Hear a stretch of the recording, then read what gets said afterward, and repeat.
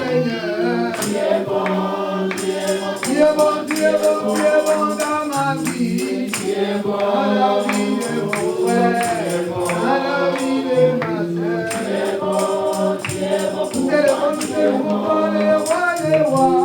Tu es bon, tu es bon, tu es bon, le roi des rois. Tu es bon, tu es bon pour moi, tu es bon. Alléluia, alléluia, alléluia, au Seigneur Jésus. Tout est bon, tout est bon, au Seigneur Jésus-Christ. Non, non, non, jamais ne partira. La parole de Dieu jamais ne partira. Non, non, non, non, non, jamais ne partira. La parole de Dieu jamais ne partira. Oh, pourquoi s'attacher à ce qui passera? Venez à Jésus, vous aurez la vie. Non, non, non, non, non, jamais ne partira. La parole de Dieu jamais ne partira. Comment qu'on Dieu. Nous comprenons ce que Dieu a mis en nous. Donc c'est pourquoi je reviens un peu sur la Sainte Seine. Il faut que chacun comprenne c'est quoi la Sainte Seine. Pourquoi on le fait? Et comment ça a commencé? Pourquoi? Parce que si toutes ces questions ont reçu les réponses, et c'est dans ce moment-là, chacun peut être vraiment déterminé à le faire. Nous le faisons de temps en temps. Nous ne le faisons pas tous les dimanches comme les autres. Parce que nous savons que la Bible dit, à chaque fois vous le ferez. Donc ce n'est pas le faire tous les jours, mais nous le faisons parce que c'est une recommandation. Mais nous ne le faisons pas comme tout le monde. Donc nous le faisons pourquoi? Parce que Paul nous a mis en garde. Il dit c'est le repas du Seigneur, on ne le fera pas indignement. Donc il faut que chacun puisse, quand nous le prenons, nous devons comprendre la souffrance que Christ a payée, le prix qu'il a payé pour nous. Nous devons nous souvenir de ça. Donc ça veut dire que c'est quelque chose, on prend ça consciencieusement. Et on est en train de dire, là, je vais me communier. Donc je vais devenir un avec Christ. Vous comprenez? Et quand je prends son corps, que cela active en moi toutes les dimensions de Christ avant que je puisse le servir. C'est moi je veux un peu qu'on puisse revoir un peu certains éléments avant qu'on puisse se casser à la Sainte-Seine. La journée d'aujourd'hui, c'est juste pour ça. Ça serait une chose. Moi, j'ai pris le temps pour s'adorer complètement. Et j'ai aimé votre participation. Là, vous n'avez pas laissé ça. On était ensemble. Donc, quand on est ensemble, on sent ce que ça donne. Donc, c'est bien. En tout cas, merci beaucoup pour venir ici. Voilà, nous allons parler de la Sainte-Seine. Nous allons commencer d'abord à l'origine et les fondements. Parce que chaque chose doit avoir un fondement, doit avoir un soubassement. Donc, l'origine, d'où vient la Sainte-Seine? C'est quoi la Sainte-Seine? On comprend? Donc, nous voulons un peu voir un peu certains passages de la Bible. On va voir dans Genèse 14, des 17 à 20. Parce que nous devons comprendre que le patriarche c'est Abraham. Mais or, Abraham avait fait la Sainte-Seine. Et si on ne le comprend pas, on ne comprendra pas. Nous voyons Jésus qui est venu nous restaurer ça. Mais il y a eu des étapes. Nous allons voir ça parce que la Bible a des choses que nous devons réellement scruter pour comprendre pour notre vie et pour notre marche à vie. Origine et fondement de la Sainte-Seine. Son origine et son fondement. Nous allons lire Genèse 14. Après qu'Abraham fit revenir vainqueur des Cadolanéens et du roi qui était avec lui, le roi de Sodome sortit à sa rencontre dans la vallée de Chavé, qui est la vallée du roi. Melchisédek, roi de Salem, fit apporter du pain et du vin. Vous voyez la clé, la chose qui nous intéresse ici, c'est le pain et le vin. On comprend? Le pain et le vin. Donc dans l'ancien temps, Abraham commençait à marcher avec lui. Abraham, Dieu lui a dit, saute, quitte ta patrie, va, saute, va. Et Abraham s'est engagé à aller là où il ne savait pas. Mais pendant que Abraham marchait, il était avec Lot, son oncle. Et ici, à un moment, ils s'étaient séparés, Et quand l'autre a eu des problèmes, parce que l'autre était dans Sodome, vous savez, la ville là, Sodome et Gomorrhe, l'autre était resté là. Et cette ville devait être brûlée. Donc, mais il y a eu combat. Et Abraham est allé sauver son évêque. Et quand il était sorti de ce combat-là, il a amené son armée, ses gens, tout ça là. Ils étaient sortis vainqueurs. Quand ils étaient sortis vainqueurs, il allait et le roi de Salem, Melchisedec, qui représente Christ, qui est venu à sa rencontre. Donc quand il est venu à sa rencontre, il n'était pas venu seul. Il fit apporter le pain et le vin. Donc nous allons dire ça. Fit apporter du pain et du vin. Il était sacrificateur du roi, du Dieu très haut. Il bénit Abraham et dit, béni soit Abraham par le Dieu très haut, maître du ciel et de la terre. Béni soit le Dieu très haut, qui a livré tes ennemis entre tes mains. Et Abraham lui donna la dîme de tout. Pour ce passage, nous voyons, la première fois dans la Bible qu'on donne la dîme, et la première fois, on célèbre la Sainte Seine. Mais maintenant, donc quand Melchisedec est venu, quand nous disons, il dit, fit apporter du pain et du vin, il était sacrificateur du Dieu. Mais en même temps, est-ce qu'il a apporté seulement comme ça, il est parti? Ils ont eu un temps de pouvoir s'asseoir, de pouvoir communier, parce qu'il y avait le pain et le vin, donc ils avaient les choses. Et c'est comme si c'était un moment, vous savez, quand vous allez dans les dîners d'affaires, on s'assoit, on discute, on parle, on est en train de traiter les affaires maintenant ici, pour traiter les choses. Donc, le roi de Salem est venu, Abraham sortait vainqueur de la guerre, et lui là, c'est comme si ils sont en train de. L'autre a amené quelque chose, et l'autre aussi a amené quelque chose. Donc il faut dire que quand Abraham lui a donné la dîme de tout, parce qu'on a dit quoi? Abraham sortait vainqueur de la guerre. Vous comprenez? Et qu'est-ce qui se passe? Le roi de Sodome vient demander à Abraham, Abraham, donne-moi tes hommes. Prends tout ce qui est, toutes les richesses, prends. Abraham lui a répondu, ça c'est dans d'autres récits, hein. Il dit, je ne prendrai rien. Parce que ça là, au moins que les gens qui sont combattus prennent. Mais moi, toi tu ne peux pas. Sinon tu diras que c'est toi qui m'as béni. Je ne peux rien prendre de toi. Vous comprenez? Mais pendant que Abraham allait, il rencontra maintenant Melchisedec. Melchisedec avait aussi son paquet. Abraham aussi avec son lot de butin. parce que quand on sort de guerre, surtout quand on est sorti vainqueur, il y a un butin. Vous savez qu'il avait son butin, mais maintenant, quand Melchisedec est venu, ils sont assis, mais ils commencent à discuter. Regardons les paroles de Melchisedec. Qu'est-ce qu'il dit à Abraham? Il dit à Abraham, bénis Abraham. Il dit, béni soit Abraham par le Dieu très haut, maître du ciel et de la terre. Béni soit le Dieu. Il bénissait Abraham, il bénissait Dieu aussi. Il dit quoi? Le très haut, qui a livré tes ennemis. Il est en train de révéler à Abraham quelque chose que Abraham peut-être ne comprenait pas. Abraham peut-être pensait que sa force, c'était ses hommes. Parce que le roi là était affolé pour dire que donne-moi les hommes là. Parce que c'est les hommes là qui ont combattu. Donne-moi les hommes, toi prends tout.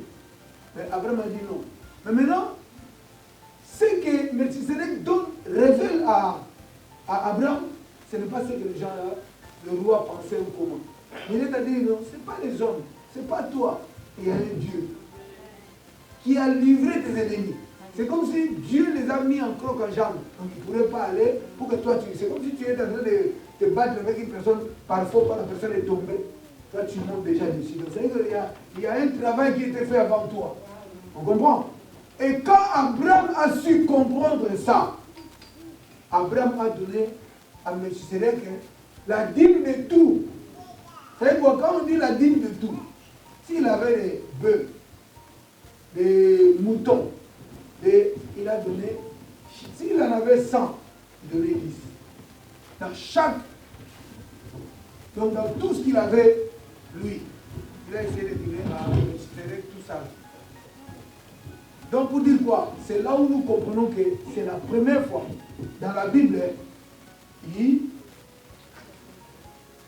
le Père élevé et la dîme.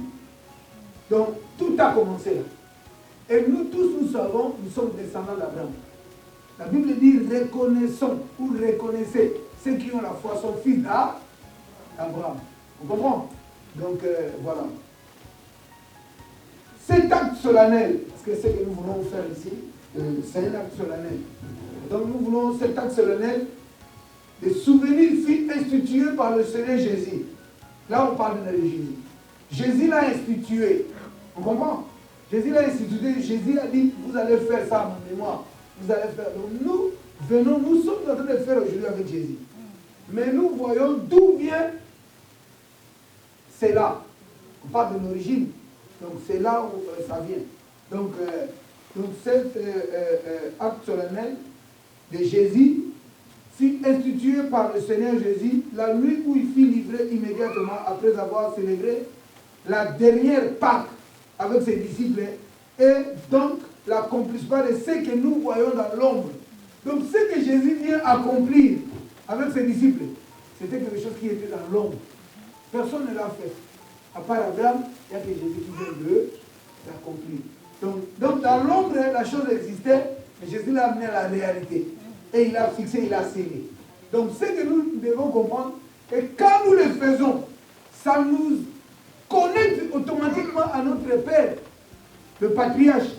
Et nous, et Christ et tout, nous sommes vraiment les enfants de Dieu. Nous sommes de la famille de Dieu. Et c'est pourquoi quand on est de la famille, on doit connaître l'histoire de la famille. Et c'est important. Donc voilà, c'est ce que nous venons de lire là. Donc l'accomplissement de ce que nous voyons dans l'ombre, le roi Melchizedek, roi de Salem, avait apporté pour bénir Abraham, ainsi sa descendance. Lui a apporté le Père. Comprenons. Comme Christ est le dernier Adam, il est l'accomplissement des promesses que Dieu avait faites à Abraham. Donc parce que Dieu, quand Dieu a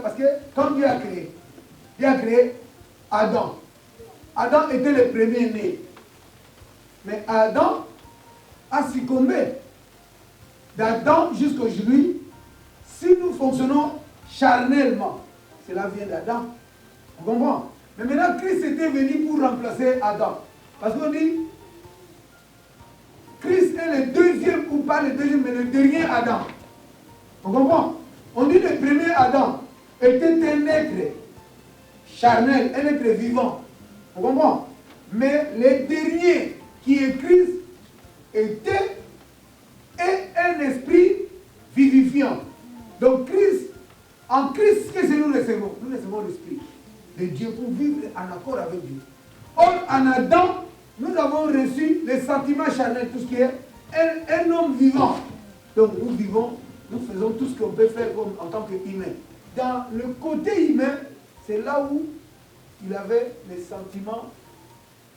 Vous voyez, ses disciples restaient, parce qu'il était avec eux. Il ne s'en passait pas d'eux. Il changeait de foule, mais il ne changeait pas de disciples. Alléluia. Les disciples étaient avec lui nuit et jour. Il dormait avec eux. Il partait parce qu'il y a un homme aussi, inscrit, qui voulait suivre Jésus. Il dit, Seigneur, moi je vais te suivre. Jésus lui a dit seulement, c'est que les gens là, tu vois, le prix qu'ils payent, est-ce que tu es capable de faire ça? Il dit, parce que les oiseaux ont des nids, les renards ont des tanières, mais le Fils de l'homme n'a même pas où mettre. Si tu me suis, tu seras errant. Vous comprenez? Donc, il faut se préparer. C'est pourquoi quand les gens viennent dans la vie chrétienne, il y a des fois des gens qui mélangent, ils voient leur priorité beaucoup de choses importantes. Nous vivons sur la terre, nous devons servir tout ce qui est dans le monde. Travailler, manger, faire tout ça, s'habiller, faire tout ce qui est le monde nous donne. Mais notre priorité ne doit pas être ça. Mais nous devons vivre ça. Pendant que nous sommes dans la terre. On doit se marier, on doit faire tout ce qui est le monde nous donne. Vous comprenez? Mais, quelque part, nous avons l'idée de bien marcher avec Dieu. Pourquoi? Pour vivre éternellement avec lui. Amen. Donc, l'éternité se prépare sur la terre. Pendant que nous vivons, nous mangeons, nous marions, nous faisons tout, notre focalisation doit être toujours là, en Dieu. Parce que nous avons dit, tout ça là, nous le ferons.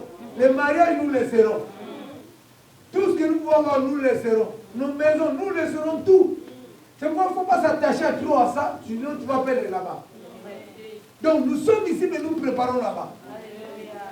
C'est pourquoi les soucis de ce siècle, nous ne devons pas nous attarder à ces choses-là. C'est comme si tu n'as pas. Si tu l'as, gloire à Dieu. Si tu n'as pas, tu dis Seigneur, ce qui est important, moi j'ai toi. C'est toi qui es tout pour moi. C'est que je manque là-bas. Toi tu es ça.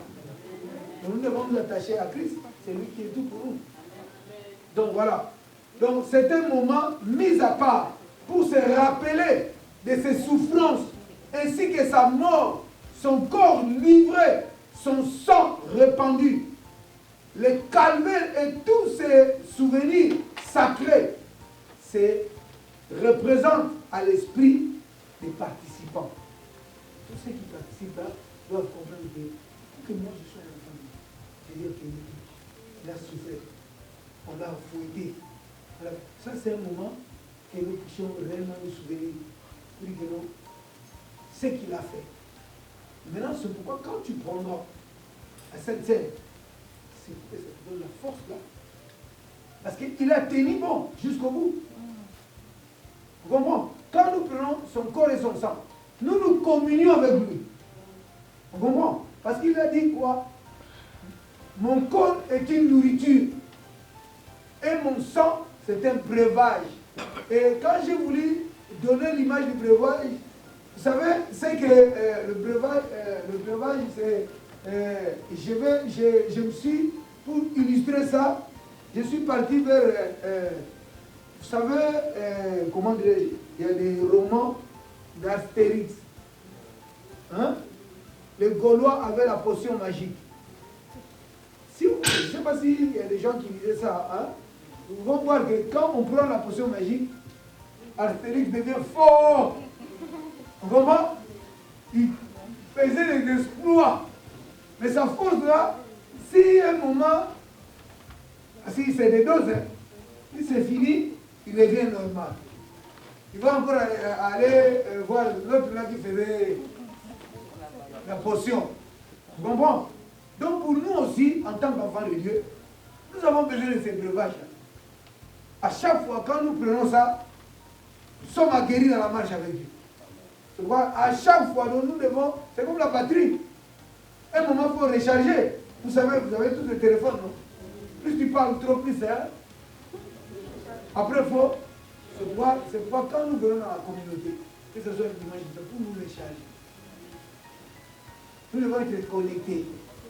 Parce que toi, si tu es seul, c'est comme, vous savez, les charbons, chez nous, on fait le feu avec le charbon. S'il y en a beaucoup, le feu. Et si tu mets seul à côté, tu vas voir après, ça va commencer à... Vous comprenez? C'est là où nous devons être là. Vous savez, nous sommes forts quand nous nous unisons. Donc voilà, c'est ça. Donc, voilà.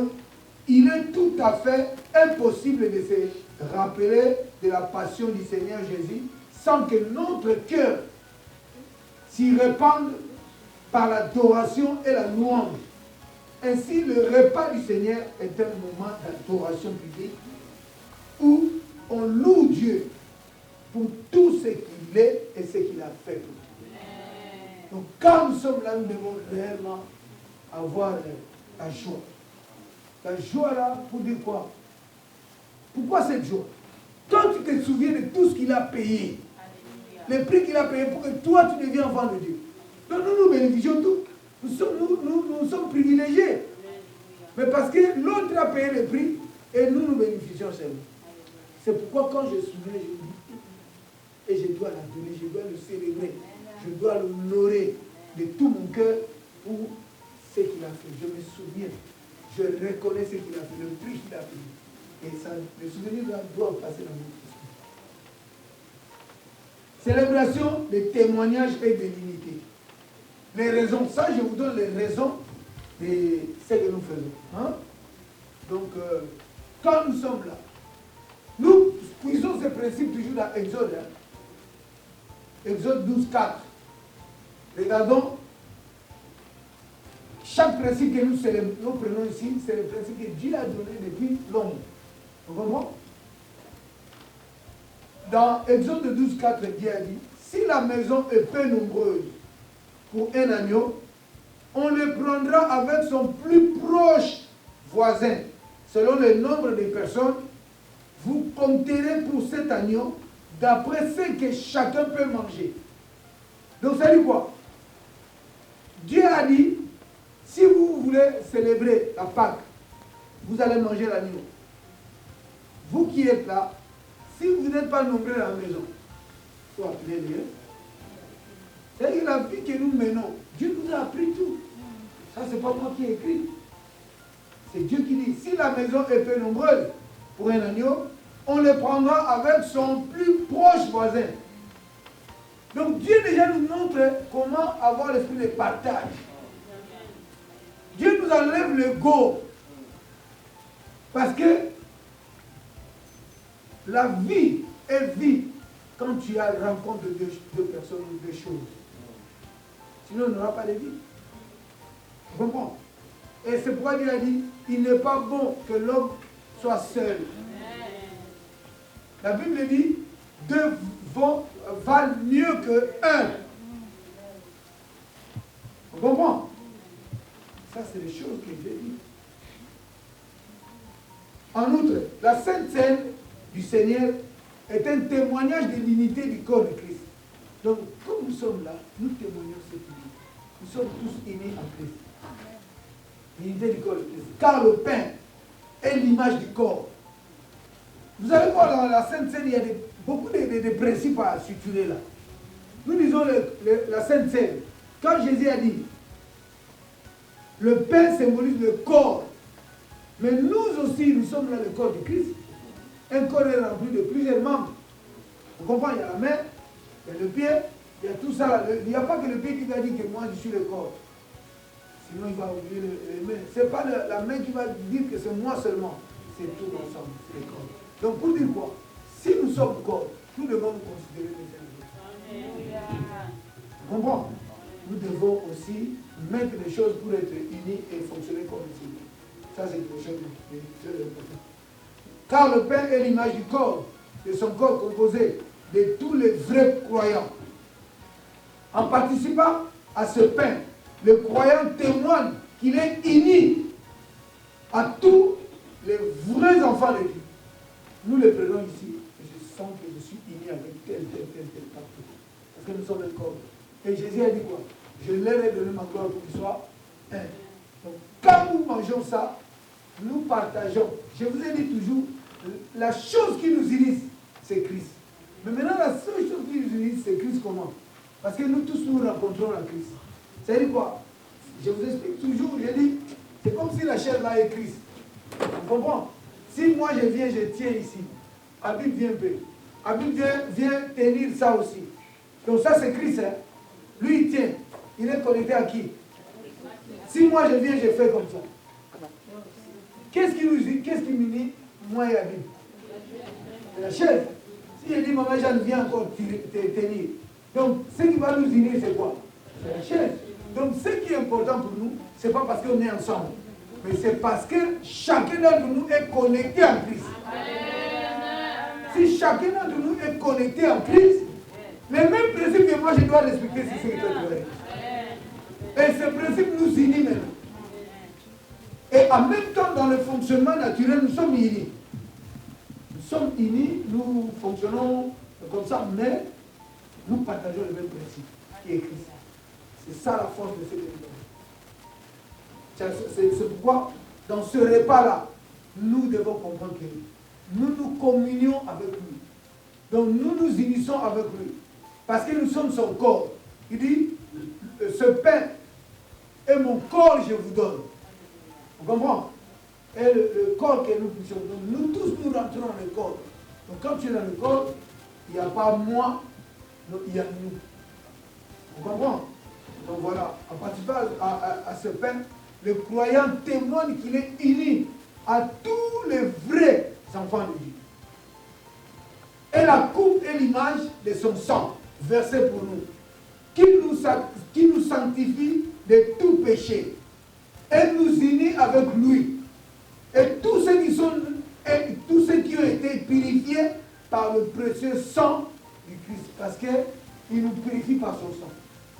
Donc quand nous sommes connectés à lui, quand nous prenons le vin, c'est pour nous purifier. C'est comme je disais, il dit, mon sang est le breuvage. Il nous donne la force de la vie chrétienne, il nous donne vraiment comment ça nous booste pour fonctionner comme Dieu veut. Enfin, le repas du Seigneur est un rappel constant du fait que c'est lui qui a institué ce mémorial conformément au plan divin qu'il l'a établi lui-même, reviendra pour faire paraître cette église devant son Père. Une église sans tache, ni rien de semblable. Donc c'est dit quoi? C'est lui qui va nous présenter devant le Père. Il nous a laissé parler un moment. Quand il viendra, il va amener son église. Et c'est lui qui va nous présenter. Alors, quand toutefois que vous mangerez ce pain et vous buvez cette coupe, vous annoncez la mort du Seigneur jusqu'à ce qu'il revienne. Donc, à chaque fois quand nous prenons ça, nous voyons qu'il était parti. Mais nous nous souvenons qu'il viendra aussi nous prendre. On comprend? Donc c'est que dans ce que nous faisons là, il y a beaucoup de ramifications. Il y a beaucoup de ramifications. Donc ça c'est quelque chose de très important. Ainsi, non seulement l'adorateur regarde en arrière vers Golgotha, en se souvenant de la mort du Christ, non seulement il élève les yeux vers le trône de Dieu en le louant pour la rédemption accomplie, mais aussi il dirige ses regards en avant, se réjouissant du moment où le Seigneur descendra du ciel et enlèvera l'Église, enlèvera les siens pour les introduire dans les demeures célestes. Il a dit quoi? Dans la maison de mon Père, il y a beaucoup de demeures. Je veux que là où je suis, eux aussi soient là. Donc Jésus, dans son plan déjà, il a voulu que toi sois avec lui là-bas. Mais maintenant, si toi tu ne sais pas ça, tu ne peux pas régler bien ta vie pour dire que non, je me conserve de tout ça. Ça, c'est les choses qui doivent nous bagarrer. Mais on ne se bagarre pas avec la force humaine. Mais on prie Dieu. Il nous soutient. Il y a que Dieu qui peut tout. Comment? Ça, c'est quelque chose de très important. Nous devons comprendre ça. Nous devons comprendre ça. Maintenant, nous allons voir l'admission à la table du Seigneur. Comment on peut rentrer? Qui peut rentrer? Qui a droit? Comment on fonctionne? Parce qu'il faut que les choses soient claires. Regardons ce que Paul est en train de nous dire. En donnant cet avertissement, ce que je ne loue pas, c'est que vous vous assemblez non pas pour devenir meilleur, mais pour devenir pire. Et d'abord, j'apprends que lorsque vous vous réunissez ensemble, il y a parmi vous des divisions. Et je le crois en partie. Car il faut qu'il y ait aussi des divisions, des sectes, parmi vous, afin que ceux qui sont approuvés soient reconnus comme tels au milieu de vous. Lors donc que vous vous réunissez, ce n'est pas pour manger le repas du Seigneur. Car quand on se met à table, chacun commence par prendre son propre repas. Et l'un a faim, tandis que l'autre est ivre. N'avez-vous pas de maison pour y manger et boire? Ou méprisez-vous l'Église de Dieu et faites-vous honte à ceux qui n'ont rien? Que vous direz? Vous louerai-je? En cela, je ne vous louerai pas. Ici, Paul est en train de faire un constat à l'église de Corinthe. L'église de Corinthe, c'était une église où il y avait des désordres. Et c'est une église qui fonctionnait sans ordre et tout ça. Il y avait beaucoup de désaccords. Alors il y a d'autres personnes, je ne sais pas comment ils faisaient ça, le jour du repas du Seigneur, selon eux, je ne sais pas comment ils faisaient. Mais Paul est en train de reprocher une attitude. Il y a d'autres personnes, parce que, vous savez, dans la vie, on est répartis sur les rangs sociaux. Hein? Alors il y a d'autres personnes qui amènent à manger, et quand ils mangent dans leur coin. Comme si je viens avec ma nourriture, avec moi et mes enfants, je dis venez ici, donc c'est que là, on est en train de manger, et les autres n'ont rien, ils sont en train de regarder comme ça. Pendant là, les autres ils sont là, et les autres vous verrez une personne qui est déjà ivre là-bas et tout, donc c'est que on ne pourrait pas comprendre. C'est pourquoi Paul est en train de régler ça. Dit, est-ce que vous pensez que je peux vous louer dans ces comportements-là? Pendant que vous êtes un corps, vous êtes le peuple de Dieu, vous devez fonctionner, vous devez mettre des mécanismes en place pour fonctionner bien. Mais pendant que l'autre fait ça, l'autre, c'est le désordre. Est-ce que vous voulez que je vous loue? Je ne peux pas vous louer comme ça. Si vous voulez manger, mangez chez vous. Vous comprenez? Parce que quand on vient à la maison de Dieu, il faut que les choses soient dans l'ordre. Et c'est pourquoi, dans leur mode de fonctionnement, Paul a repris beaucoup pour dire quoi? Vous ne devez pas prendre le repas du Seigneur indignement. Cela est sorti de là. Vous comprenez? Parce qu'il dit, quand vous prenez ça indignement, c'est pourquoi parmi vous, il y a beaucoup de films et beaucoup sont morts. Parce que vous prenez ça sans comprendre ce que vous faites. C'est pourquoi depuis un temps, nous essayons d'étaler pour que les gens comprennent pourquoi la Sainte Seine, d'où vient, comment. Parce que les gens ne s'hasardent pas à faire les choses sans comprendre. On comprend. Il faut que les gens comprennent parce que la Sainte Seine, c'est quelque chose qui nous fortifie, qui est trop bien pour nous. Mais seulement, on doit se souvenir, on doit faire ça dans le règle qui fait. Donc ça, c'est important. Regardons ce que Paul est en train de dire. Ça, c'est Paul qui reprend l'église de Corinthe. Car j'ai reçu du Seigneur ce que je vous ai enseigné. C'est que le Seigneur Jésus, dans la nuit où il fit livrer, prit du pain, et après avoir rendu grâce, le rompit et dit, ceci est mon corps qui est rompu pour vous. Faites ceci en mémoire de moi. De même, après avoir soupé, il prit la coupe et dit, cette coupe est la nouvelle alliance en mon sang. Faites ceci en mémoire de moi. Toutes les fois que vous en boirez, car toutes les fois que vous en mangez ces pains et que vous buvez cette coupe, vous annoncez la mort du Seigneur jusqu'à ce qu'il revienne. C'est pourquoi celui qui mange le pain ou boira la coupe du Seigneur indignement sera coupable envers le corps et le sang du Seigneur. Envers le corps et le sang du Seigneur. Que chacun de vous se prouve soi-même. Et qu'ainsi il mange du pain et boive la coupe. Car celui qui mange et boit sans discerner le corps du Seigneur mange et boit un jugement contre lui-même. C'est pour cela qu'il y a parmi vous beaucoup d'infirmes et des malades et qu'un grand nombre sont morts. Si nous nous joignons, nous-mêmes, si nous nous jugeons, nous-mêmes, nous ne serons pas jugés. Donc, Paul ici est en train de dire quoi? Je vais finir. Mais quand nous sommes jugés, nous sommes châtiés par le Seigneur. Le Seigneur châtie ce qu'il aime. Donc le problème c'est quoi? La Sainte Seine, comme on a dit, on le prend pour se souvenir de comment Christ a souffert. Il a payé le prix. Pour voir la grandeur de tout ce qu'il a mis en place pour que nous soyons des enfants. On a parlé ici, quand on prend aussi, on va se sentir unis avec les autres. Pour créer l'unité avec lui-même. Parce que c'est là où il a dit dans Jean 17, moi en eux et toi Dieu en moi. Et que nous serons tous connectés.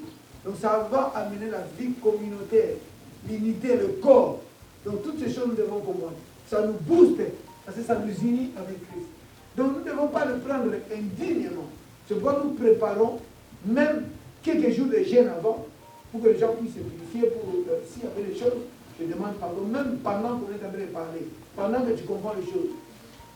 C'est là où la personne dit que non, Seigneur, pardonne-moi, ou ça, j'ai compris ça, maintenant je vais prendre ça avec sérénité, je vais prendre. Parce qu'il n'y a pas de temps, on va dire non, parce que je n'ai pas fait ça ou ça. Mais si ton cœur est disposé, tu pries, tu parles à Dieu, et Dieu le fera. Tu comprends? Et ça, c'est les choses que je dois comprendre. Donc, ce n'est pas prendre ça comme ça. Parce que nous évitons que les gens, sinon, ça serait la routine. Nous ne voulons pas faire la routine. Nous voulons vraiment faire les choses comme il faut. Ce repas est destiné à ceux qui ont été rachetés. Ceux-là peuvent y prendre part et sont capables de comprendre sa signification. Les chrétiens eux-mêmes doivent participer à la Sainte Seine après s'être jugés. Donc c'est que toi-même tu vas dire que est-ce que je suis vraiment dans le Seigneur? Parce que ma relation avec Dieu et tout ça là. Et puis on peut dire que non, Dieu, je t'accepte. Je veux réellement prendre mon corps parce que j'ai mis ma vie entre tes mains. Même s'il y a des choses dans ma vie qui ne sont pas encore alignées, je sais que tu le feras. Tu comprends? Et avoir une détermination. Parce qu'il y a des choses, c'est nous qui doivons parler à Dieu. Et quand tu lui parles, il écoute. Dieu nous entend quand nous prions. Et parce qu'il a dit, il se laissera trouver par ceux qui le recherchent de tout cœur. Et quand ton cœur est attaché à Dieu, Dieu permettra. Vous comprenez? Donc c'est pourquoi nous devons nous-mêmes nous juger pour voir que non, c'est bon, je le fais. Donc voilà. Le péché doit être confessé et abandonné. Alors que le corps et le sang doivent être pris d'une manière digne, afin de ne pas prendre indignement le repas du Seigneur. Là aussi, il est bon de se rappeler qu'il n'est pas possible de manger le pain et boire du vin sans se souvenir réellement du Seigneur. On ne peut amener cette célébration à une simple forme rituelle. Non. Si le cœur n'accompagne pas l'acte symbolique. Parce que ce n'est pas seulement l'acte qui compte, mais nous voulons que nos cœurs soient attachés à ça. Que nous pouvons réellement dire à Dieu. Donc c'est que c'est toi qui parles dans ton cœur. Même pendant que je parle, chacun doit dire des choses à Dieu. Vous comprenez? Intérieurement, tu parles à Dieu. Tu t'examines toi-même. Tu dis non, je veux le prendre parce que j'ai besoin que Dieu me booste. Parce que j'ai compris certaines choses, il faut que je me libère de ça. Donc ça c'est réellement, tu prends ça digne. C'est important pour que nous puissions comprendre ça. Donc voilà. On peut ramener cette célébration à une simple forme rituelle, ça je l'ai déjà dit, si le cœur n'accompagne pas l'acte symbolique. Si nous voulons vraiment obéir à la parole de Christ, faites ceci en mémoire de moi. Nos vies doivent être en communion avec Dieu à travers sa parole. Donc ça, c'est les choses que nous devons comprendre. Donc voilà, là, on a essayé de rappeler un peu tout. On comprend? Et même il y a un passage que j'aimerais, ça on peut lire ça. On a lu Corinthiens. Il y a un passage que je voulais qu'on puisse lire dans Jean 6. C'est le même passage qu'on avait fait le samedi. Jean 6, 48 à 60. C'est ce que nous avons. Qui peut me lire ça? Damien, parce que tu es là, tu es déjà en train de parler au micro. Lis-nous ça, s'il te plaît.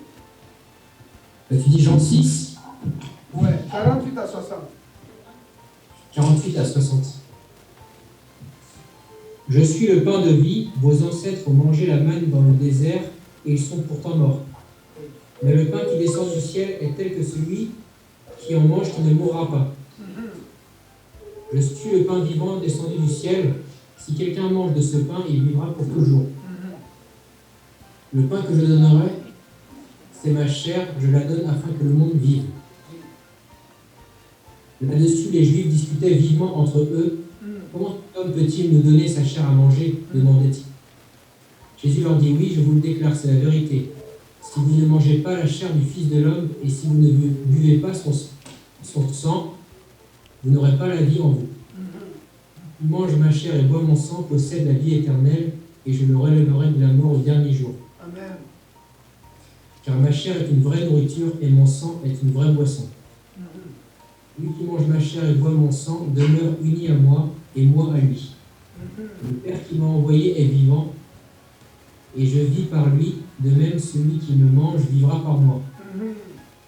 Voici donc le pain qui est descendu du ciel, il n'est pas comme qu'ont mangé vos ancêtres qui sont morts. Mais celui qui mange ce pain vivra pour toujours. » Jésus prononça ces paroles alors qu'il enseignait dans la synagogue de... Il nous booste encore pour que nous puissions être forts. Vous voyez, il dit quoi?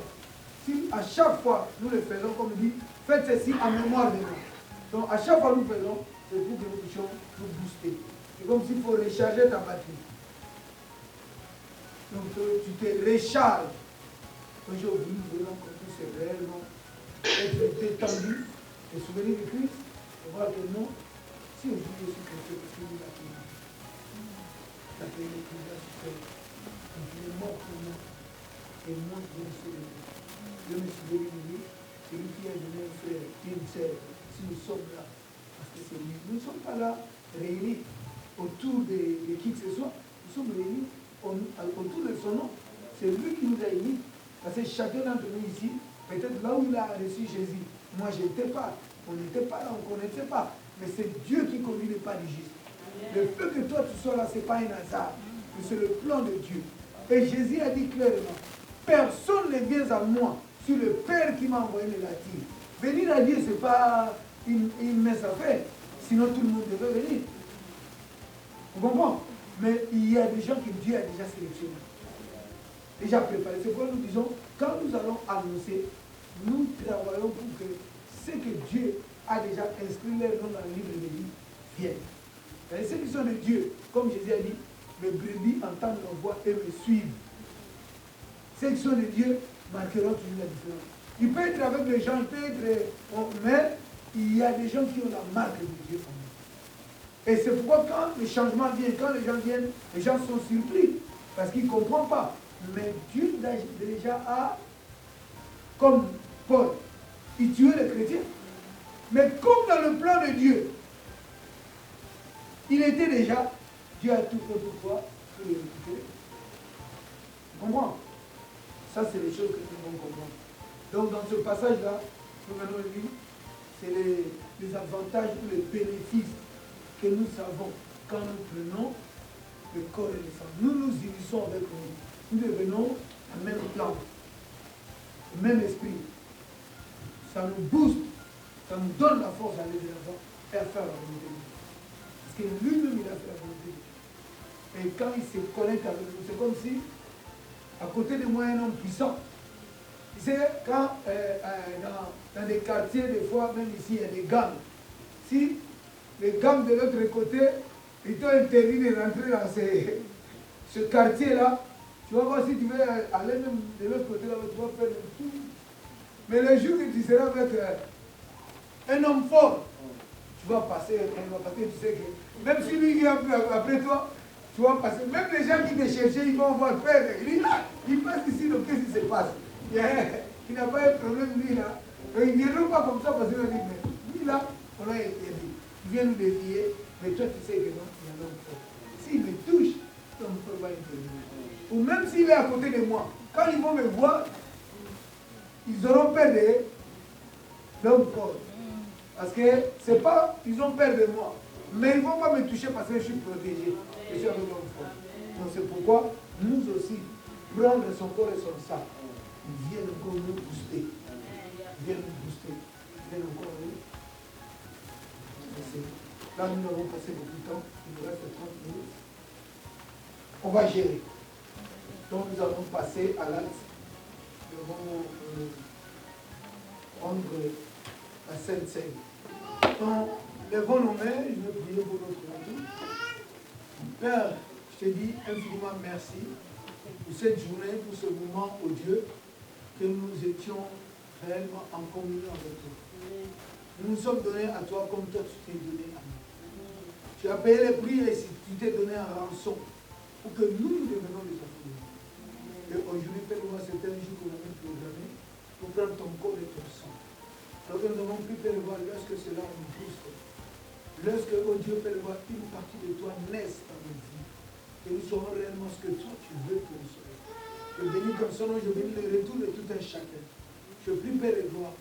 Que cette parole, cette méditation, cet échange que nous avons eu, Père, et gloire, reste dans leur vie. Et que cela soit gravé, que cela ne tombe pas à terre. Permets, oh Dieu, que chacun puisse se développer et que chacun puisse faire éclore les dons, les potentiels, les capacités que tu as mis dans sa vie, afin que Dieu, nous serons réellement ton service. Car c'est toi qui es le seul vrai Dieu, Père. C'est toi qui fais grâce à qui tu veux. Nous nous laissons devant toi. Et je prie, Père de gloire, pour le retour de tout un chacun. Je prie, Père de gloire, pour la semaine qui va commencer. C'est qu'ils vont reprendre le chemin de travail. Et je prie pour ceux qui ont des démarches administratives, les besoins, Père de gloire, de santé, des démarches de santé, les besoins immobiliers, nous laissons tout entre tes Seigneur. Tu sais que pendant que nous sommes sur la terre, ces choses-là pour nous, c'est important. Et tu nous as dit, vous aurez ressenti le temps présent et dans l'avenir, la vie éternelle. Il n'y a pas mieux que cette promesse éternelle. Et nous sommes sous ton contrôle. Parce que tu as dit, gardez silence, je combattrai. Veille sur la vie de tout un chacun. Protège, sécurise, devance. Parce que c'est toi qui es l'ennemi fidèle. Sois devant comme un guide, à côté comme un ennemi fidèle, et derrière comme un bouclier. Sécurise nos vies comme tu l'as dit dans ta parole. Si toi tu les gardes, c'est lui qui garde en fait. Si toi tu ne veilles, c'est lui qui veille vers nous. Nous ne pouvons pas nous protéger nous-mêmes. Si c'est pour toi, sois nos deux protections. Sois avec tout un chacun de les voir. Nous avons besoin de trouver que les voir. Le mardi à 5h du matin, le jeudi à 5h du matin, le vendredi soir, nous sommes ici pour que nous puissions nous retrouver encore le samedi à 5h du matin. Seigneur, vois-nous plus quelque chose de nous. Et même ceux qui sont là sont la représentation pour regarder toute la communauté. Comme tu as dit que les forts soutiennent les faibles. Non, on doit rentrer dans la règle du travail pour que le travail soit fait. Nous croyons, Seigneur Père de gloire, le jour qui vient, avec la grâce de tout ce que tu fais dans nos vies, cet endroit sera réellement embrasé et cette contrée sera embrasée pour que nous puissions faire pour nous.